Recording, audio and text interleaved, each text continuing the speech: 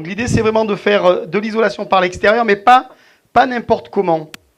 Alors je pèse mes mots quand je dis pas n'importe comment, parce que malheureusement, aujourd'hui, si l'isolation extérieure était si bien que ça, depuis des années qu'on en parle, depuis qu'elle se fait vraiment dans certains pays depuis de nombreuses années, en Allemagne, en Suisse, en Autriche, en Suède, au Canada, pourquoi est-ce que c'est pas imposé ou pourquoi est-ce que c'est pas plus développé, bien qu'on en voit de plus en plus?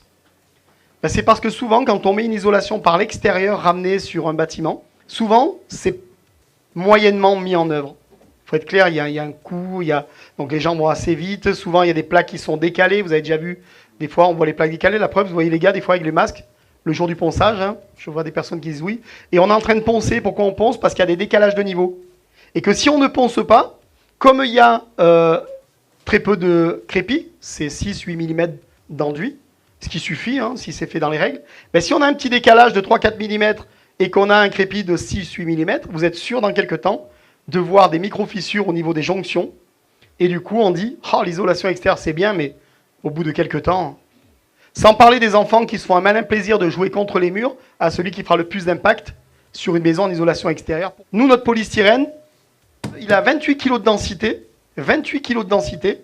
Pourquoi? Parce qu'avant de faire isolation, il doit résister au coulage de béton en une fois à minimum 3 mètres de haut. Bon, alors pour ceux qui sont réticents, on va vous montrer que quand il y a la façade, c'est très résistant. Alors on va commencer à taper, tranquille, hein, ok? On va s'approcher. Comme on n'est pas des rigolos, on va taper vraiment. Voilà. C'est juste pour montrer ceux qui disent que le bloc coffrant c'est fragile.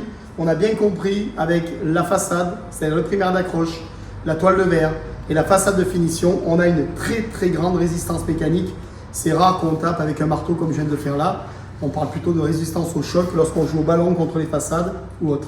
Ça veut dire que du coup c'est intéressant parce que non seulement on a une haute densité au niveau de la résistance mécanique, deuxième chose, on s'emboîte, c'est des Lego. Ça veut dire que ma planéité est parfaite. J'ai pas de décalage entre les plaques. J'ai pas de risque de fissure.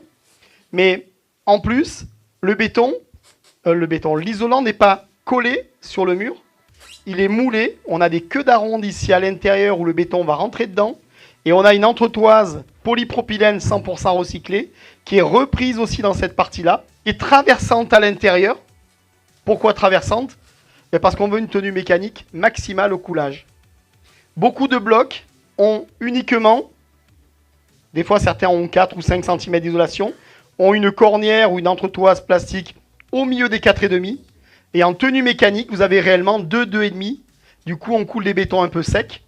Nous, on veut couler des coups de béton fluides, ce qu'il faut. On veut des enrobages d'acier. On a un S3 début S4 pour les connaisseurs. On a un béton, on le verra juste après, qui est coulé quand même assez fluide pour l'enrobage des aciers.